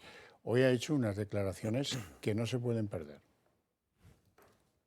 Hubo una entrevista abierta del comisario Villarejo diciendo que Gürtel comenzó en el despacho de Rubalcaba y de su secretario de Estado, Camacho. Eso lo dice Villarejo ayer y nadie lo investiga y es muy gordo. Y si ustedes se dan cuenta, independientemente de lo que digan ahora el resto de los procesados que han pactado con la Fiscalía Anticorrupción, que es la que me persigue desde hace ya 15 años de forma ignominiosa y escandalosa, decirles que es muy grave porque significaría que justo Gürtel comenzó cuando venían las elecciones europeas del año 2009. Bueno, pues es que Villarejo, el día que se saca la boina y la empieza a boinazos, como con el suegro del presidente Sánchez, Sabiniano Gómez, que dice que era confidente policial y que utilizaba el conocimiento que tenía de los oscuros rincones de las saunas gays para informar a la policía de cosas que le interesaba. O la policía, a lo mejor eso creía él, a lo mejor estaba alimentando la maquinaria dudosísima que tenía el tal Villarejo. Bueno, yo lo que creo, desde luego hay que entender perfectamente al expresidente Camps, porque alguien que lleva, como él ha dicho, 15 años sometido a una persecución terrible y que ha resultado suelto de todos los procedimientos y solo le queda uno pendiente, ¿no? Pues es que, claro, es la desesperación más completa, ¿no? Yo creo que está plenamente justificado. O sea, cualquiera que nos pasara diría lo mismo, ¿no? Y solo por 2 trajes, ¿eh? Y no se la puede condenar. En fin, cosas que pasan en este país. El Gürtel es más que Khan y 2 trajes. Claro. Sin duda, sí, pero a veces... Tiene su origen donde lo tiene, y el Gürtel ha estado haciendo eventos y cosas, extorsionando y sacando beneficios muy extraordinarios a cambio de prebendas. Sin duda, pero entonces, no es el caso individual, bueno, pues como se habla de a lo mejor se han ensañado individualmente con algunos, eso sí puede caber. Bueno, puede que sí, que algunos ha sido... Bueno, no tenemos tiempo para más, lo dejamos aquí con mi agradecimiento a los tres por vuestra presencia en el programa y por vuestras opiniones, sobre todo a ustedes por su interés desde sus hogares, pero para ustedes tengo premio. A la vuelta de la esquina, cuando volvamos de la publicidad, empezamos el día en 30 minutos.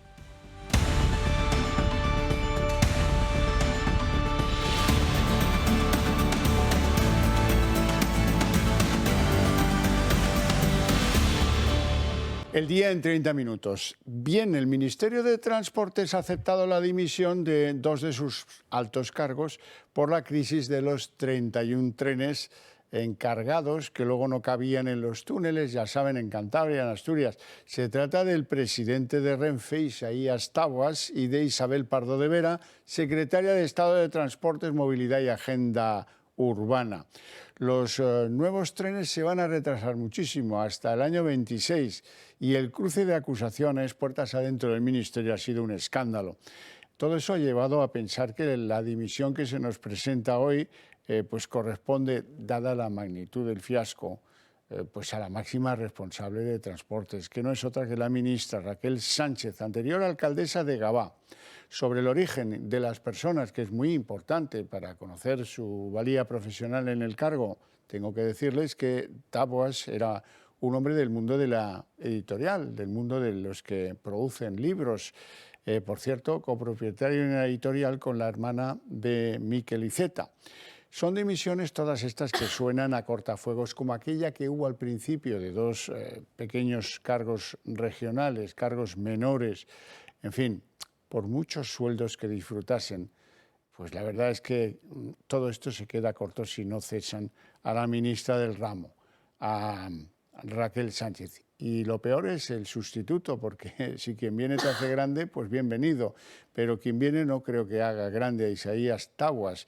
Resulta que el sustituto será Raúl Blanco, un conocido miembro del Comité Ejecutivo del PSOE.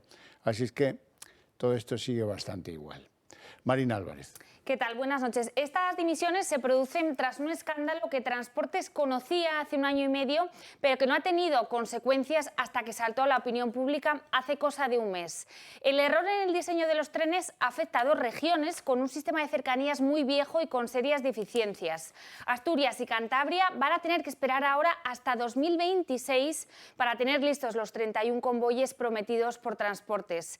Los presidentes de ambas comunidades habían exigido la gratuidad en el servicio de cercanías hasta que llegaran estos nuevos trenes. Bueno, las dimisiones de hoy se suman a las ya conocidas de cargos intermedios de Adif y de Renfe que tuvieron lugar hace unas semanas.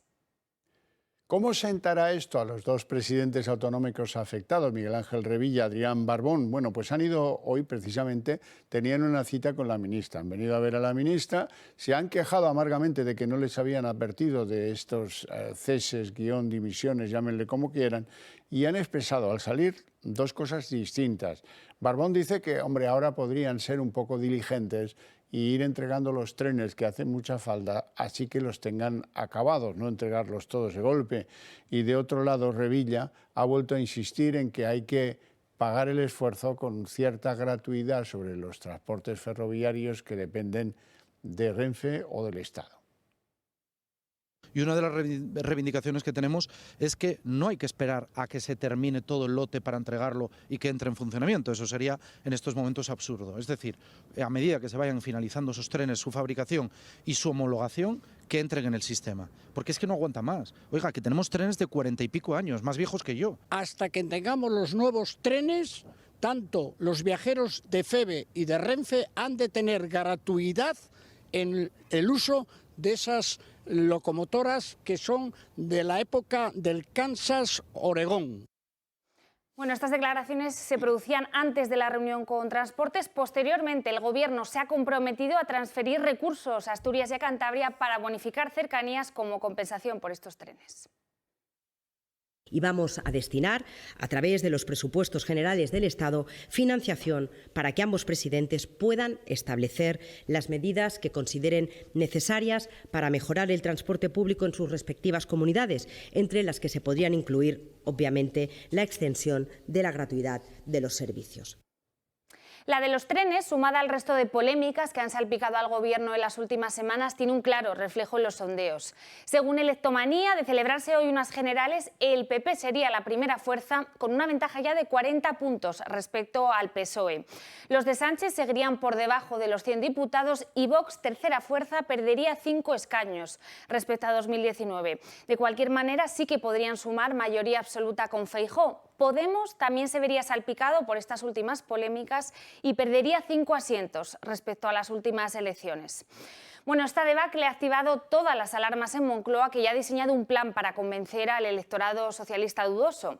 Esta estrategia pasa por mostrar al presidente como alguien cercano, que se preocupa por los problemas de los españoles y que, como cualquier español de a pie, practica deporte o sale a tomar café con amigos. Si la semana pasada la reunión fue con receptores del salario mínimo, hoy ha tocado un grupo de estudiantes con los que Sánchez ha charlado sobre la importancia de las becas universitarias. El encuentro se produjo en la Biblioteca de Fuenlabrada, en Madrid, que Moncloa, por cierto, obligó a cerrar durante toda la mañana para este encuentro. Al igual que sucedió con el SMI, este nuevo vídeo de Sánchez se produce un día antes de que el Gobierno apruebe una nueva partida de becas por 2.500 millones de euros. Las actuaciones peripatéticas de Pedro Sánchez mediante supuestos encuentros fortuitos con colectivos que encajan como un guante con las medidas que aprueba el Gobierno al día siguiente. Es una especie de reclamo que da la sensación que busca al propio electorado socialista, los socialistas de siempre, y que poco va a ganar fuera del círculo del voto socialista con ese tipo de mensajes. Si sube las pensiones, se va a jugar a la petanca con los socialistas jubilados de Coslada.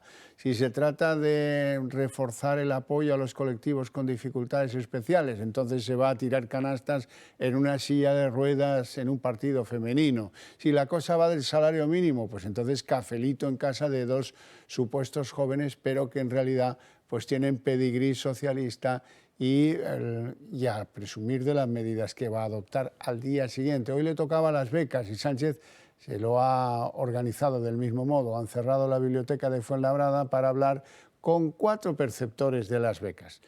Ellas 2 son claramente vinculables, una al alcalde de Fuenlabrada y la otra a las juventudes socialistas de esa localidad. Pero de lo que se trataba es de presumir de, en fin, el histórico envío de 2.500 millones del erario público a las becas. Han elegido a 2 chicos y a 2 chicas, todo muy paritario, pero, en fin, que el presidente con la tesis doctoral más plagiada de la historia de las tesis doctorales en España le pregunte a una de esas jóvenes, a ver cómo tienes los codos, eso es sencillamente intolerable.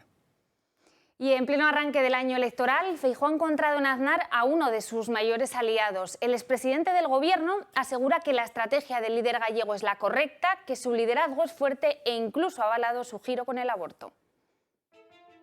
El Partido Popular se transforma y echa mano de figuras históricas de la formación en pleno año electoral. El expresidente del Gobierno, José María Aznar, es una de ellas. La mayor unidad y el apoyo más claro y decidido para esta nueva etapa de nuestro partido, bajo el liderazgo de Alberto Núñez Feijóo.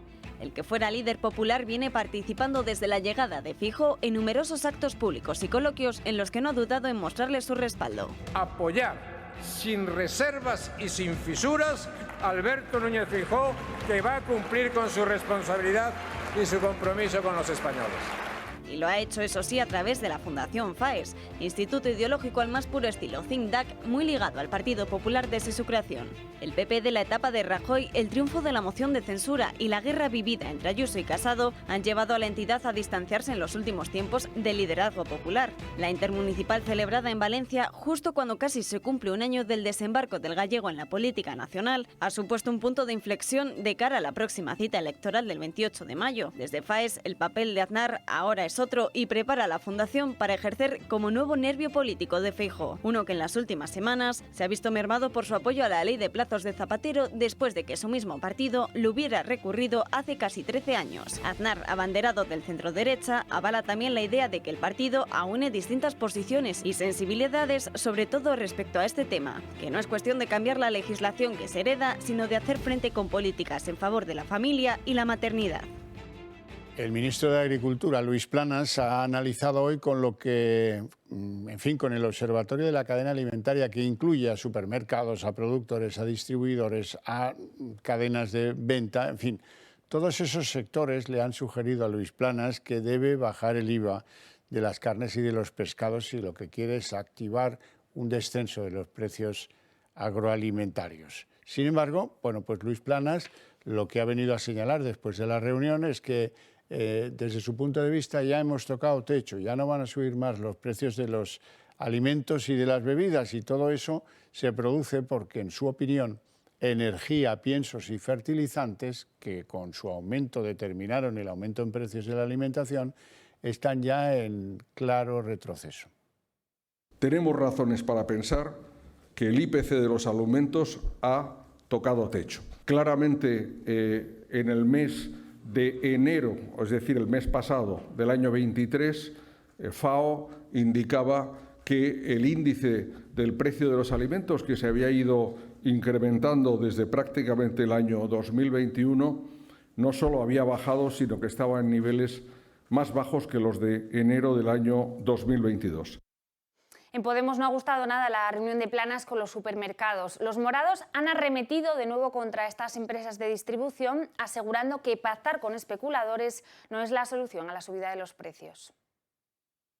Tiene que entender que no se puede pedir, por favor, a los saqueadores y a los especuladores, a los representantes del capitalismo salvaje de esos grandes supermercados, que dejen de ganar tanto dinero o que se lucren un poco menos, porque van a seguir lucrándose y van a querer cada vez ganar más dinero y van a querer cada vez incrementar más su cifra de negocio.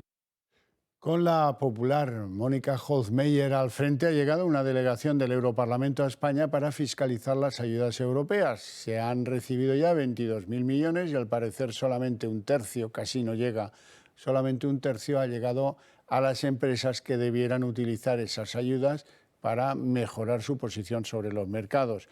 Reclaman al Gobierno información sobre la poca llegada de esos fondos a los tejidos empresariales de este país, y se van a reunir con diferentes gestores autonómicos y empresariales antes de ir a mayores con el Gobierno de España. Y la alianza de la Unión Europea con Mercosur podría suponer la ruina de la agricultura y la ganadería española. La eliminación de aranceles en los países iberoamericanos, que podría ser aprobada este año, podría tener consecuencias para productos como la carne o como el aceite de oliva. Nuevo varapalo para la agricultura española. 2023 podría ser el año en que la Unión Europea firme un tratado con los países de Mercosur, un acuerdo comercial positivo para el líder de la oposición. Creo que el tratado con Mercosur debería de ser una realidad. Como también para el presidente del Gobierno o para la presidenta de la Comisión Europea, quien hace unos días trasladó al presidente brasileño su deseo de que este acuerdo histórico cruce la línea de meta este mismo año. Pero, ¿en qué consistiría esta alianza entre los socios comunitarios y Argentina, Brasil, Paraguay y Uruguay? Pues en primer lugar, la eliminación de los aranceles a productos importados de dichos países iberoamericanos, que son ya producidos en grandes cantidades por la industria española. Y aunque se asegure la protección de las indicaciones geográficas, como la del jabugo en nuestro país, se prevé de nuevo una cuantiosa cantidad de más de 1.000 millones de euros para los agricultores por el impacto que este acuerdo puede suponer para nuestros mercados. La europarlamentaria de Vox denunció en el Toro Televisión las consecuencias para los agricultores españoles. Y esto no es nada bueno para la agricultura y ganadería europea, pero desde luego es demencial para la agricultura española.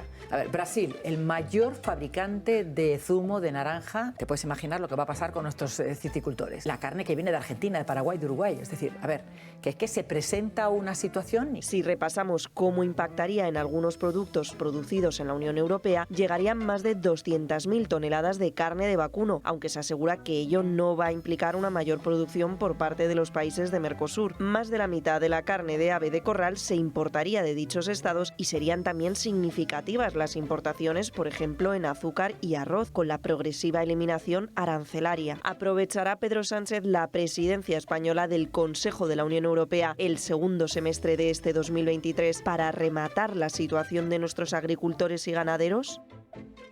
Bueno, pagar por tonelada de CO2 emitida, cerrar las nucleares o arruinar a la industria del automóvil española diciendo que los automóviles de combustibles fósiles no tenían futuro y iban a acabar enseguidísima, pues no le parecen bastante a la ministra de Transición Ecológica, Teresa Rivera, que vuelve a insistir en ahincar todavía más en la transición verde.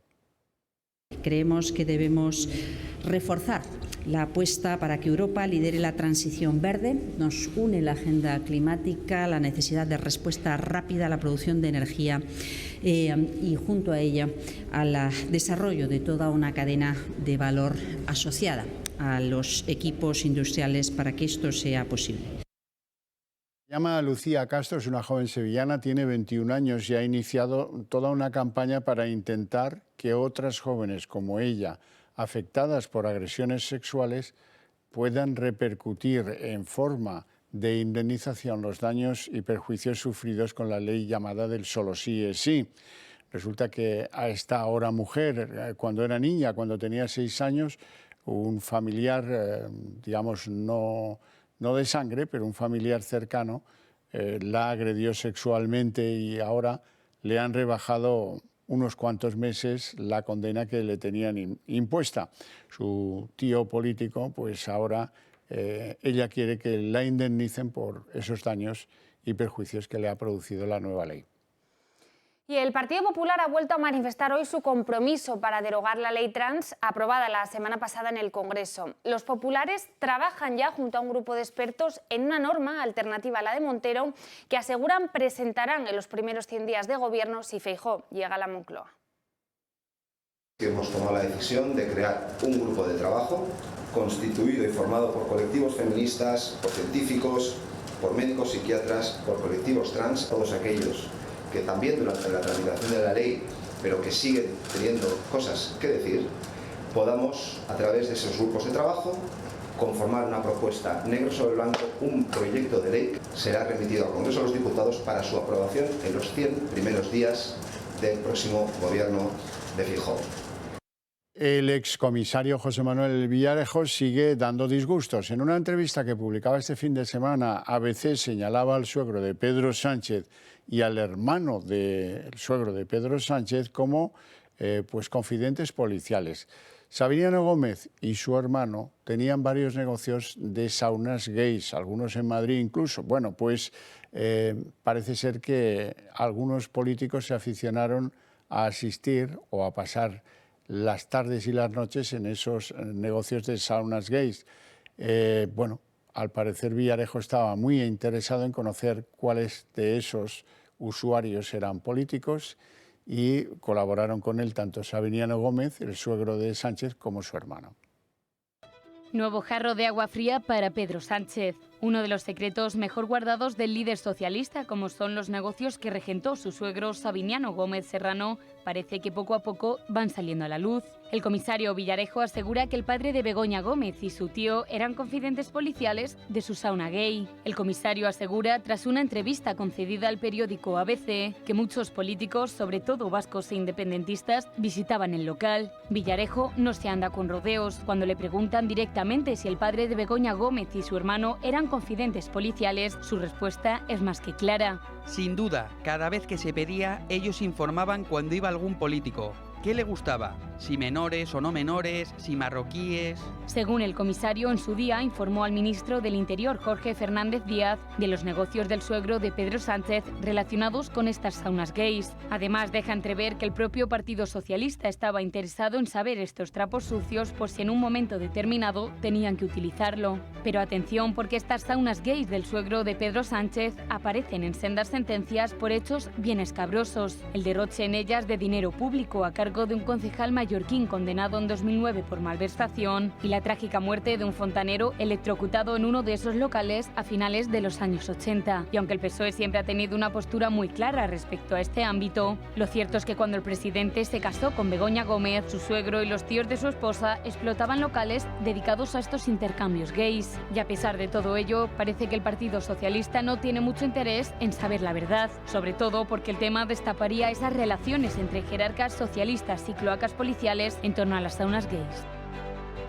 Y el expresidente valenciano Francisco Camps ha declarado hoy en la Audiencia Nacional sobre una de las piezas separadas del caso Gürtel. El abogado de Camps ha pedido suspender la vista oral, que después ha sido rechazado, después de que Villarejo señalase ayer en una entrevista que la causa comenzó en el despacho de Rubalcaba. Hubo una entrevista abierta del comisario Villarejo diciendo que Gürtel comenzó en el despacho de Rubalcaba y de su secretario de Estado, Camacho. Eso lo dice Villarejo ayer y nadie lo investiga y es muy gordo. Y si ustedes se dan cuenta, independientemente de lo que digan ahora el resto de los procesados que han pactado con la Fiscalía Anticorrupción, que es la que me persigue desde hace ya 15 años de forma ignominiosa y escandalosa, decirles que es muy grave. Un nuevo terremoto de magnitud 6,4 ha sacudido la provincia de Hatay en Turquía, una de las más devastadas por los seísmos de hace 2 semanas. El temblor se produjo a las 20 horas, hora local, en torno a las 6 de la tarde de España, a escasos kilómetros de la frontera con Siria. De momento se ha informado ya de 8 heridos, no se sabe si ha habido algún muerto. Varios representantes oficiales han confirmado que un número indeterminado de edificios ha resultado destruido y que hay personas atrapadas bajo los escombros. El presidente de Estados Unidos, Joe Biden, ha viajado no por sorpresa, sino con mucha discreción y previamente pactado con Moscú, a la capital ucraniana, Kiev, donde por cierto no ha habido ataques en las últimas horas, cuando se acerca el primer aniversario de la guerra. Biden ha dicho en Kiev que le extraña ver que Kiev siga en pie, que sigue apoyando a Ucrania incondicionalmente y que tanto los estadounidenses como el mundo está con ellos. Biden ha prometido el envío de 500 millones de euros de ayudas adicionales a Ucrania. El presidente de los Estados Unidos, Joe Biden, ha viajado este lunes por sorpresa a Kiev y una visita sobre la que se había especulado después de confirmarse que visitaría también Polonia con motivo del primer aniversario del estallido de la guerra en Ucrania. Durante su visita, Biden ha anunciado nuevas ayudas al país en compañía de su homólogo, el presidente ucraniano Zelensky. Juntos hemos comprometido cerca de 700 tanques y miles de vehículos blindados, 1 millar de sistemas de artillería, más de 2 millones de rondas de municiones de artillería, más de 50 sistemas avanzados de lanzamiento de cohetes, defensas antiaéreas y antibuques para defenderlos. Todo por defender a Ucrania. Y eso sin contar con los otros 500 millones de dólares que vamos a anunciar con ustedes hoy y mañana. Biden también ha adelantado que esta semana anunciará nuevas sanciones contra Rusia. Esta semana anunciaremos sanciones adicionales contra las élites y las empresas que intentan evadir las sanciones y rellenar la maquinaria de guerra de Rusia. Por su parte, el ucraniano Zelensky insiste en que es un momento de apoyo muy importante para todo el país, en un día en el que además, insiste, puede ser el año de la victoria de Ucrania. Estados Unidos ha apoyado militar y económicamente al país en guerra con cerca de 30.000 millones de dólares, del mismo modo que no ha cesado en sus intentos de que la comunidad europea envíe ayuda, sobre todo militar, al país en guerra. Esta visita se produce tan solo unas horas después de que Estados Unidos acuse a China de proporcionar armas a Rusia. Josep Borrell ha dicho que esto es una línea roja de confirmarse. Had a conversation with him and I expressed our strong concern. Tuve una conversación con él y expresé nuestra fuerte preocupación sobre que China provea a Rusia de armas y pedí que no lo haga. Dije que no solo nos preocupa, sino que sería una línea roja en nuestra relación. Me dijo que no lo van a hacer, que no tienen planes de hacerlo, pero permaneceremos vigilantes.